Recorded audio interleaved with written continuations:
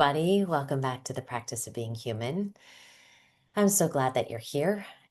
And one of the things we're going to be talking about today is an area that I think all of us can learn to grow and build a little more robustly and deeply, and that is how to love well. And so I decided I'd break this up into two episodes. The first this week's going to be 10 questions and more focus on how we've learned to love. And then next week's going to be more about how we can learn to create more of the love that we really want and what that looks like. So it's kind of fun to have the juxtaposition of the two. And I think that this kind of love that we're going to be talking about isn't just romantic love, okay? It does have to do with partnership and marriage, but it's also about the just that kind of that full ecosystem of our lives. And so marriage, parenting, family, friendship, and that quiet and such important relationship with ourselves. So it's all in really how we stay connected to the people we love over time. And so in the wake of the recent voice memos that I talked about in the last two episodes with my brother Carl, and just that kind of process and adventure that we have been going on to learn and relearn and retell our stories, our childhood stories and memories, and reclaim has been a really powerful exchange. And I've been reminded of something that feels really meaningful to me. And it's this that sometimes telling the truth about our history, the truth that we have in our hearts. It's almost like writing letters to each other, the way people used to. Carl had mentioned, he's like, it is kind of like that old form of writing letters, these audio memos that we've been sending back and forth. But what it's really done is helped reclaim and to help find my voice again. And so I offer that to any and all of you if you might be in that place of wanting and desiring more of that, to consider that that might be a really beautiful medium. And I think these kinds of things help us recover pieces of ourselves. It helps us understand where we came from and make sense of what shapes us. And then, of course, if we let it, it can give us more freedom, more honesty, and more choice in the way we show up in our relationships now. And to me, that's the work, right? It's being conscious in the life that we are living, to be present and to choose our chosen way of loving versus the way we just learned how to love. That might need some work, right? So the gift is available to all of us in different ways to go about doing this. And because I work with so many young adults who ask a lot of questions around love and who are in relationships, whether it's with roommates, friends, potential partners, intimate partners, family, whomever it may be, that they have a lot of questions about this. And so I think these questions could also be really asked of parents. And I think the conversation, I'd like to just open it up. And that's really what the point of today's episode is to be about opening up the conversation and allowing space and grace for all of us to touch into some of the things that I think are an important piece of this conversation about love and loving well. So many parents, I think, carry a tenderness and a regret and confusion, or maybe even some uncertainty about how to open these conversations without making things maybe a little messier, a little worse. And so this episode is an invitation. I'm going to give you questions. I'm going to give you conversation points to utilize together and see how it might just deepen your connection, your understanding, your awareness with yourselves and with others. So we're going to be asking and wondering and listening and telling the truth and making room for complexity and then creating conversations that help us love each other better because it is a living practice, my friends. And maybe families grow stronger, not because they avoid these conversations, but because they learn how to have them with more honesty, more humility, and more heart. So here are 10 conversations that I believe can change a family if you're willing to go there. And some of these questions are for young adults to ask a parent, and then it's going to be for the parent to ask young adults. Some are for partners to ask each other, and then some are questions just, for yourself to sit quietly with on your own. You don't need to do all 10 at once. There are no rules to this. Again, that you don't need to do this perfectly. This isn't about trying to do it just right. It's just asking and sharing and exploring one brave question at a time. And I believe one question is enough to open a door. So let's begin. All right. First question, first conversation you can have is about what you learned love was. Most of us learned something about love long before we ever fell in love. And we learned it in the homes that we grew up in the tenderness and the tension and the confusion and the silences, and in the ways that affection was expressed and or withheld, right? Earned or maybe avoided. So the first question is simple, but I think it will be one that you can unpack together. What did love seem to require of me growing up? What did love seem to require of me growing up? And a young adult, you can ask your mom or your dad or both, what did love feel like in your home growing up? What did love feel like in your home growing up, mom or dad? And a parent might ask a young adult, hey, love, what has love felt like to you in our home?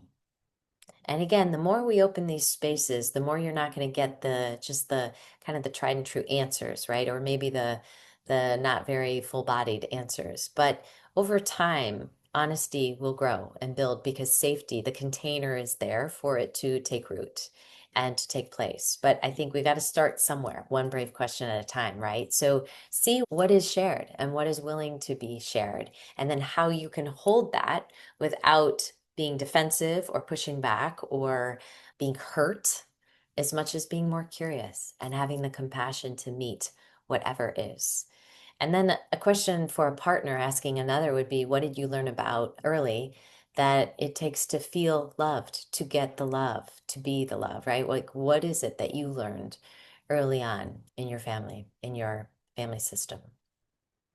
Two is about shape shifting, right? It's the conversation about shape shifting because so many of us learned very quietly, typically, that to stay connected, we had to become someone easier to love. And that might look like being less emotional or less needy or less loud, less inconvenient.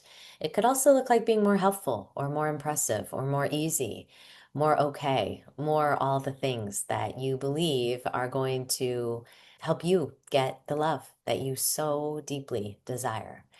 And then when we grow up and we wonder why we do these things in relationships and we disappear into relationships and we kind of lose ourselves and we aren't really showing up fully and honestly and as our whole selves.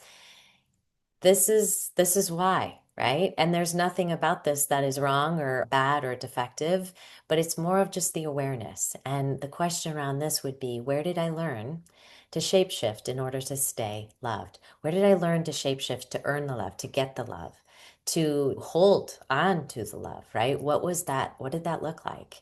A young adult, ask mom or dad, did you ever feel like you had to become someone else to be loved?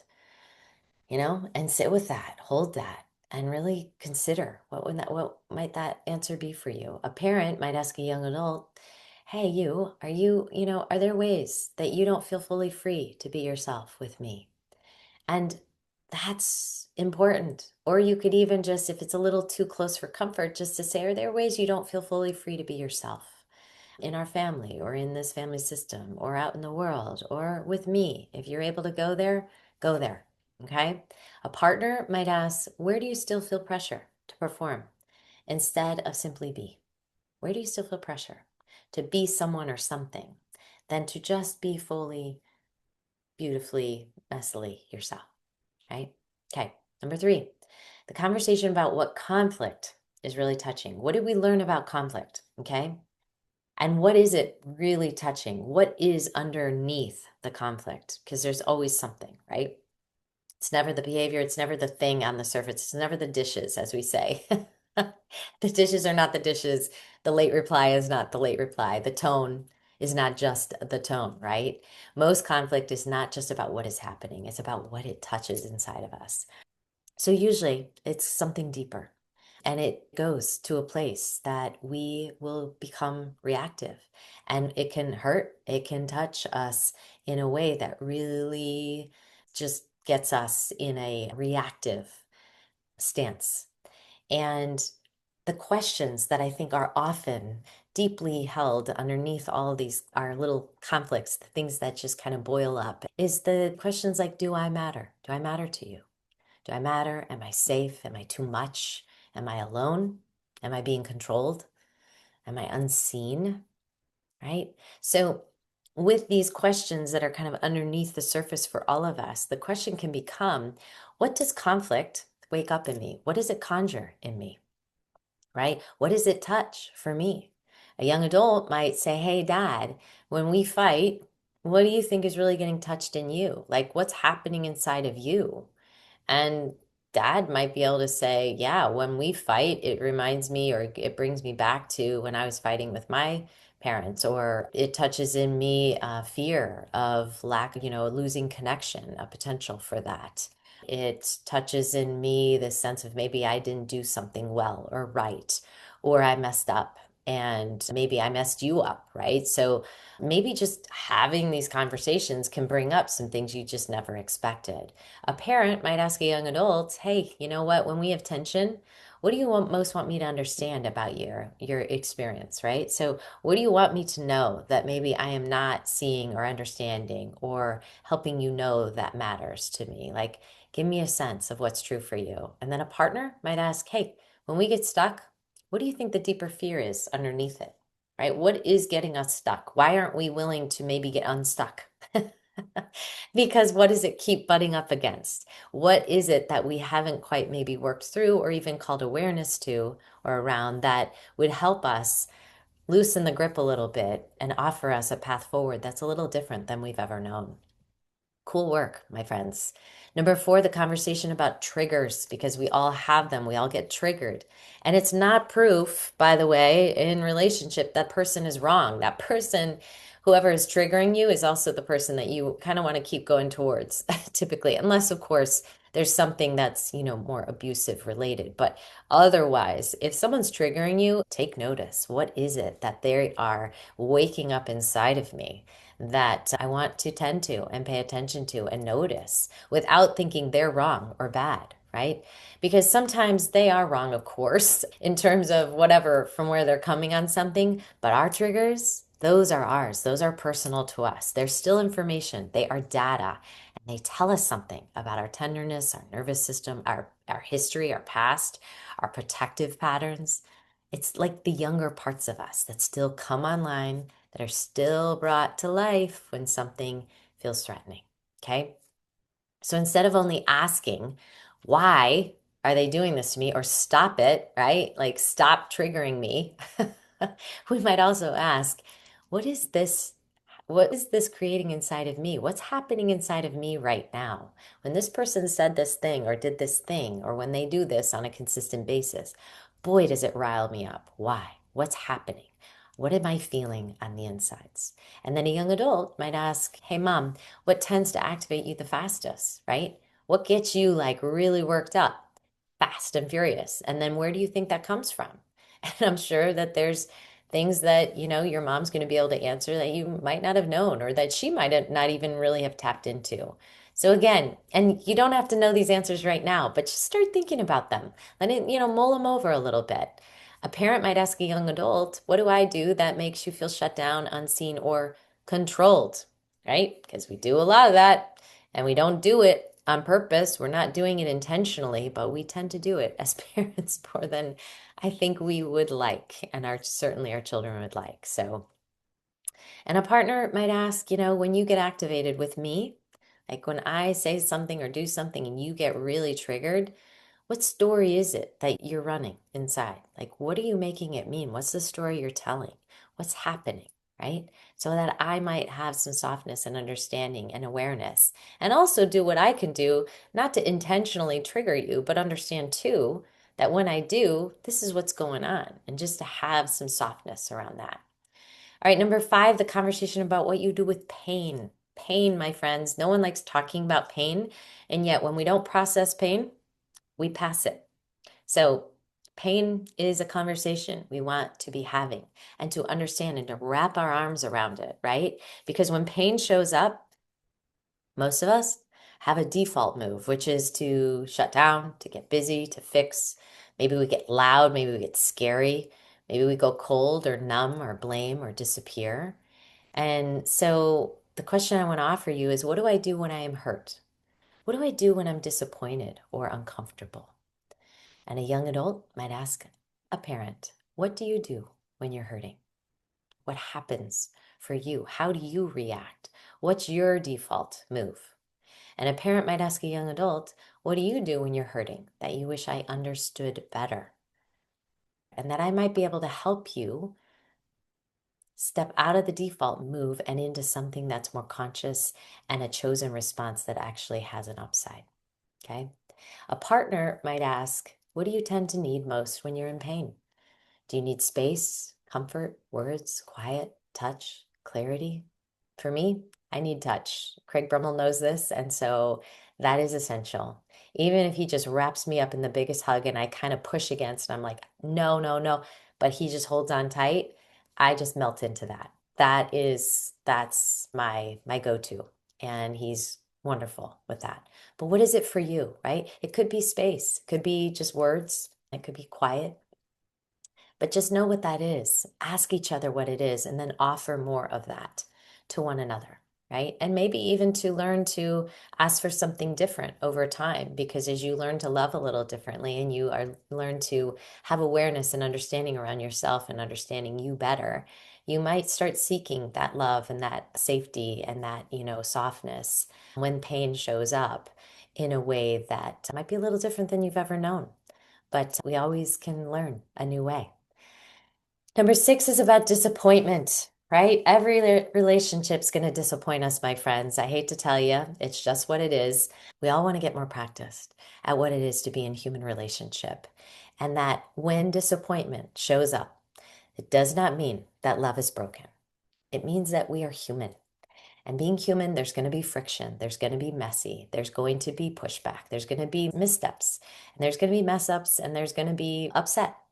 No one is perfect. No one is a mind reader, right? Even though we think they should be. And no one is here to rescue us from every wound that we have ever carried. All right, so the question around this would be, how do I meet disappointment, right? Do I meet it with shutdown or drama or fantasy or blame? Or do I have the opportunity and do I have a sense of meeting it with some more truth and grace? Because that's ultimately how we want to meet disappointment, right? We want to meet it with truth and grace and curiosity, right? Curiosity is such a heart opener. And another great thing about heart openers, curiosity for sure, and getting outside. It just opens us so naturally and organically. So when you need and you've experienced maybe some disappointment or heartache or heartbreak, get yourself outside and meet that outside with that heart opening up, expanding, and then have the grace and the truth and the curiosity to carry you. Okay. A young adult, you might ask a parent, how do you handle being disappointed by someone you love? How do you handle it? Right? What does that look like, mom or dad?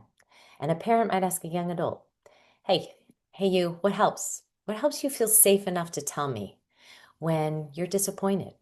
When you feel as though I've said something or done something that's been disappointing for you? What helps you feel safe enough to be honest, to share that, to hold that, to be with that, and for us to work that through? And then a partner might ask, what makes it easier for you to tell the truth when I miss you, right? When I miss you, like I miss something, I didn't see it, I didn't grasp it. And in that way, you felt unseen and unheard and not held. What makes it easier for you to tell the truth so that I can open that door for you so that you know you're in a safe container and you can tell the truth, even when, okay? 7, this is about losing yourself in love, because I hear a lot of people kind of getting lost and they kind of get into fusion and merging with another. And I'm also, this whole thing around separateness and togetherness. And how do we manage both? How do we balance both and regulate each? And then what does that look like, that middle place of coming together and sharing and being with, but still having our own separateness, right, with another person? I think a lot of people confuse closeness with merging, and they confuse love with over giving, right? And kind of losing self in that, or over explaining or over accommodating. maybe over managing or over proving. But here's the thing about that kind of love. It costs you your selfhood and it takes you away from yourself. You lose yourself within it. So you can't even really experience and know that love as a separate human. You're experiencing something is emerging in a way that doesn't allow for that spaciousness and that expansion of like what it is to be loved and to receive love and give love with another human. So here's the question. Where am I loving in a way that makes me disappear? Okay, where I lose myself. And then a young adult might ask a parent, did you ever lose yourself trying to keep peace or keep love? And if that question was asked to me by my children, I would say, absolutely, I did. And let me tell you and show you the number of times and in the ways that I did and how I sometimes still do, right? But to be able to share that and then to continue to have that awareness for myself and to keep working on that so that that's something I continue to heal and to show up differently and know how to love in a way that doesn't entail any of that disappearing. A young adult might ask, or a parent might ask a young adult, how will you know if you're staying true to yourself in a relationship? Something to just pay attention to, notice. Do you feel it in your body? Do you notice when you're aligned or misaligned? Do you notice when you are being true or when you're trying to fuse, right? Or to create safety? Because that's what we're often doing. If we're not being honest, we're not being honest for a reason. What are we afraid we might lose? Okay, in that relationship. So, again, safety, safety, safety is key for us to create that container for honesty, like real, true, blue honesty. A partner might ask, where do you most lose yourself with me? That's a good one, right? Because again, I think that's an interesting question to ask. Where do you feel like you lose yourself with me? And where can I help you stay with you, right? And in a way that maybe I can start seeing that too and noticing it and help you back to home base. It's an and, right? You can feel safe and you can feel so warmly embraced by one, but also still knowing of your own separateness there. Number 8, the conversation about boundaries, my friends. Boundaries, boundaries, boundaries. We talk about this a lot. Healthy boundaries, healthy relationships. But here's the thing about a boundary that I think I got to keep reminding people. It is not mean. It's not a punishment. It's not cruelty. It is not rejection. A boundary is clarity, right? It is love without self-betrayal. That is key. So, so important. Do not for love, right? We boundary up. We say, I am okay with this. I am not okay with this. And when this is done or said, and it's something I'm not okay with, it's crossing a boundary of mine. How do I tend to myself? How do I take care of myself? What does that look like, right? Communicating these things as you go with a partner who's able to hold that and see that and be with that. So important, right? Or a young adult with a parent or a parent with a friend or whomever may be.